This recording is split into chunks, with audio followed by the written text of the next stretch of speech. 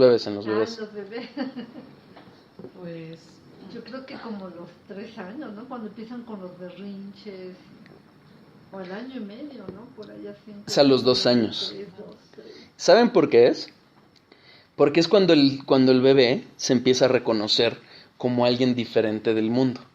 Entonces lo empieza a probar, y empieza a probar a la mamá, y empieza a probar al papá hasta ver hasta dónde llega, empieza a reconocerse en el espejo. Bueno, ese reconocimiento es una característica de la personalidad. Ahora, ¿cómo vemos o cómo sabemos que Dios tiene conciencia de sí mismo? En la palabra, obviamente. Éxodo 3:14.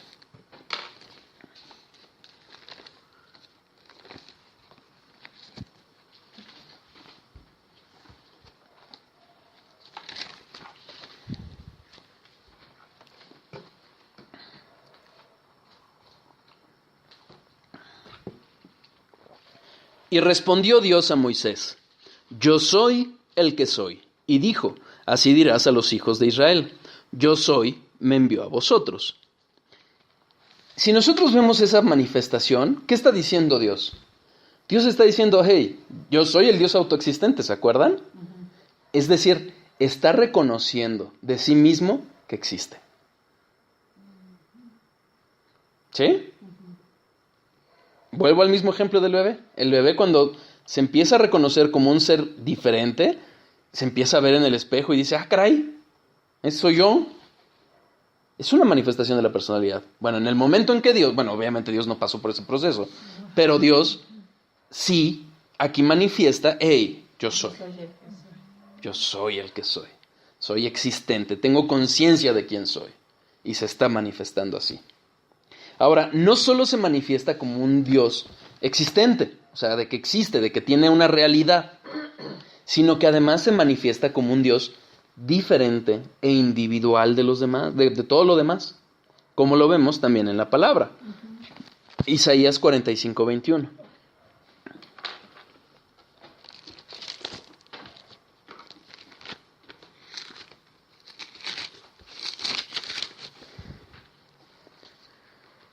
Vamos a la parte final. Y no hay más Dios que yo, Dios justo y salvador, ninguno otro fuera de mí. Capítulo 40, versículo 25. ¿A qué? Pues, ¿me haréis semejante o me compararéis? Dice el santo. Es decir, si nosotros vemos, obviamente, ¿a qué comparamos a Dios? A nada. No hay nada ante lo que se le pueda comparar. ¿Se acuerdan el ejemplo que les ponía de qué se parece más a Dios y un arcángel o un gusano? Nada. Dios es infinitamente superior. Pero justamente está manifestando eso. No solo existo, sino que además no hay nadie como yo. No hay otro Dios. No hay nadie que se pueda asemejar a mí. ¿Ok? Entonces, esa manifestación de su existencia y de su individualidad como alguien distinto y separado de los demás es una manifestación de la personalidad. ¿Ok? Otra de las pruebas naturales que vemos en la creación. Ya lo habíamos visto al hablar de la existencia de Dios.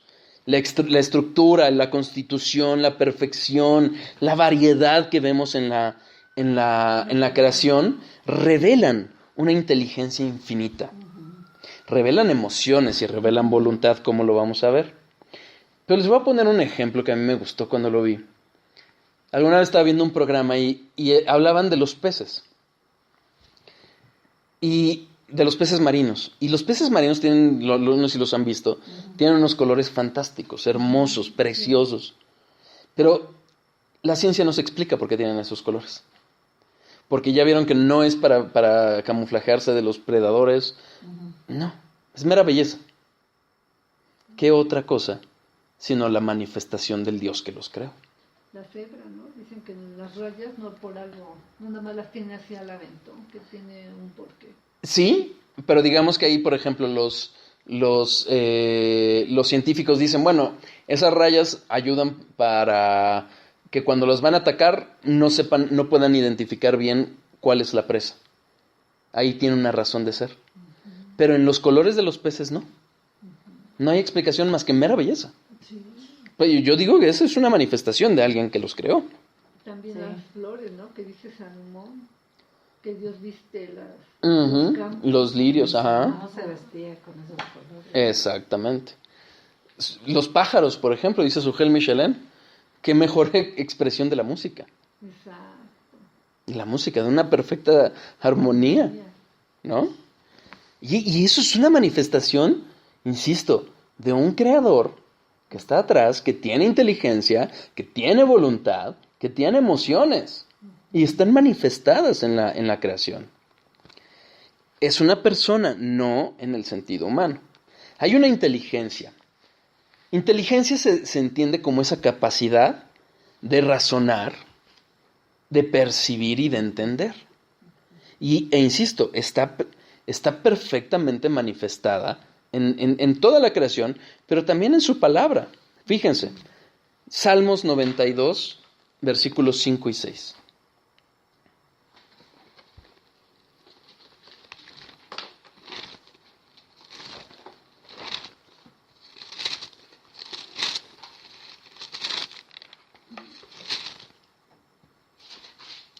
Cuán grandes son tus obras, oh Jehová, muy profundos son tus pensamientos. El hombre necio no sabe, el insensato no entiende esto. Los grandes pensamientos de Dios, los profundos pensamientos de Dios, se manifiestan en obras. Y en obras que el hombre no entiende, por más que se esfuerce, no entiende. Es una soberbia tremenda cuando queremos decir, es que quiero entender por qué lo hace Dios. No, calma. ¿Sí? Pero además Dios, esos pensamientos son tan impresionantes y nos manifiestan y nos dejan ver que detrás vemos una inteligencia tan vasta, tan profunda, de un gran valor, que no podemos siquiera estimar nosotros. Fíjense, Romanos 11, versículo 33 a 36.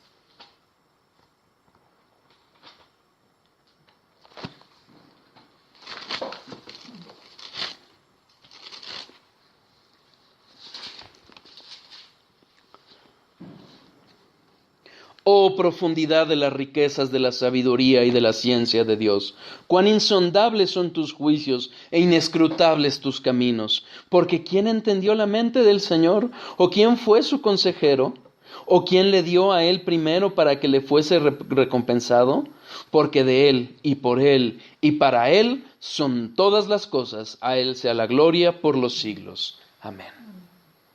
Es una inteligencia valiosísima, pero además que podemos ver que tiene un propósito, porque son por Él, para Él, todo, para su gloria. De Él proviene y para Él es. Finalmente nosotros somos nada más beneficiarios de esa magnificencia de Dios, de esa hermosura, de esa bondad, de esa gloria inmensa de Dios. Pero ahí está manifestada. Ahí está en la creación, ahí está en sus obras, ahí está en sus pensamientos, tal cual lo va manifestando. Ahora, ¿qué sucede? Justamente que hay una gran diferencia y hay una gran distancia entre sus pensamientos y los nuestros. Isaías 55, versículos 8 y 9.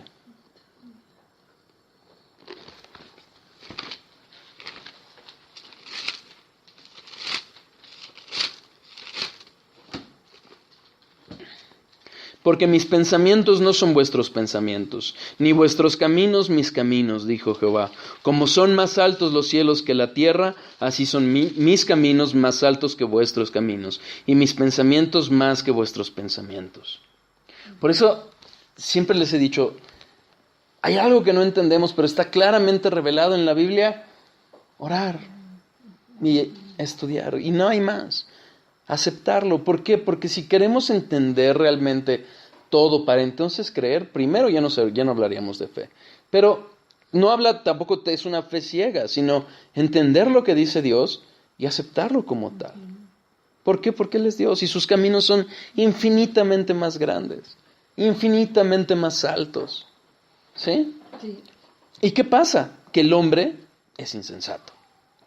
Es insensato, frente a ello es insensato. Primera de Corintios 1. Yo se los leo si quieren. Versículos 20 y 25.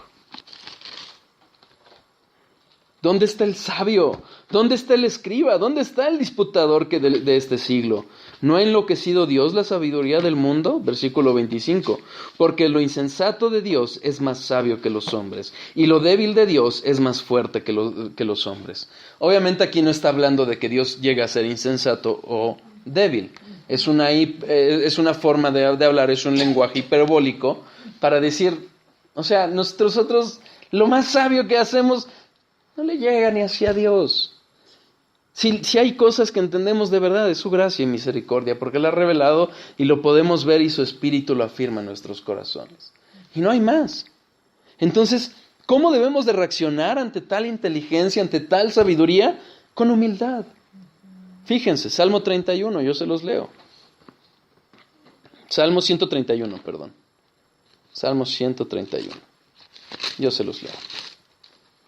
Jehová no se ha envanecido mi corazón, y ni mis ojos se enaltecieron, ni anduve en grandezas, ni en cosas demasiado sublimes para mí. En verdad que me he comportado y ha callado mi alma, como un niño destetado de su madre, como un niño destetado está mi alma. Espera, oh Israel, en Jehová, desde ahora y para siempre. Esa debe ser nuestra actitud, con humildad, con sencillez, reconocer como niños. ¿Se acuerdan cuando empezamos el estudio? Que hablamos de las características que tenemos que tener como discípulos, como niños, aceptar lo que dice Dios. No que no involucremos, insisto, nuestra mente. Es importante recalcarlo porque el mundo cree que tenemos una fe ciega. No es así. Pero hay que ser humildes y reconocer que hay cosas que Dios no va a mostrar y se las guarda para Él. No hay más. Soberano. Uh-huh. ¿Qué otra evidencia vemos? Nuestra naturaleza moral. Nosotros tenemos una naturaleza moral. ¿Se acuerdan cuando hablábamos de la moral absoluta y de la moral relativa? Finalmente, llegamos a un punto, quien busca realmente la verdad, que no va a poder negar la moral absoluta. Hay puntos tan absurdos que no pueden calificarse de buenos, aunque la sociedad los califique como tales. Ese hecho, el que podamos hablar de un bien y de un mal, a fuerza tiene que revelar o ser reflejo de un Dios que es igualmente moral.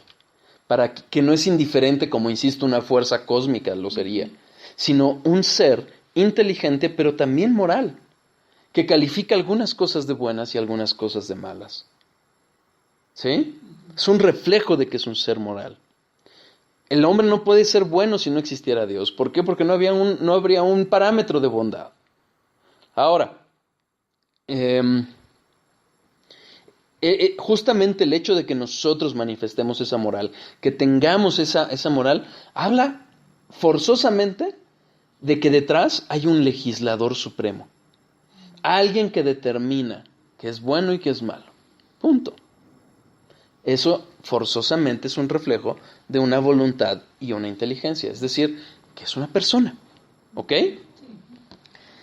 Y este punto es muy interesante. Bueno, espero que todo lo demás también haya sido, pero este punto, este reflejo del que les voy a hablar, es muy importante que lo entendamos, porque ese es el Dios del que hablamos.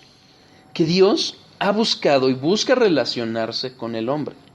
No porque lo necesite, no porque sea mejor con la relación que tenemos nosotros con Él, sino porque nosotros somos mejores con Él. Porque nosotros, al relacionarnos con Él, al ser transformados por Él, somos amados por Él y somos mejores para Él. ¿Sí? Entonces, vamos a ver en su palabra cómo justamente se refleja a un Dios que ha querido relacionarse con su creación. El ser humano, de por sí nosotros tenemos una naturaleza religiosa. ¿Se acuerdan que también lo vimos hablar de la existencia de Dios? Una naturaleza que está en nosotros que busca comunicarse, tener una cierta relación, tener una cierta comunión con su Dios. Con el Dios que finalmente se manifiesta a nosotros, por ser cristianos, por su gracia y misericordia. Pero si Dios no fuera un ser personal, es decir, si no fuera un Dios que se relacionara con nosotros, la fe no tendría sentido. El arrepentimiento no tendría sentido. La obediencia no tendría sentido. El amor hacia Él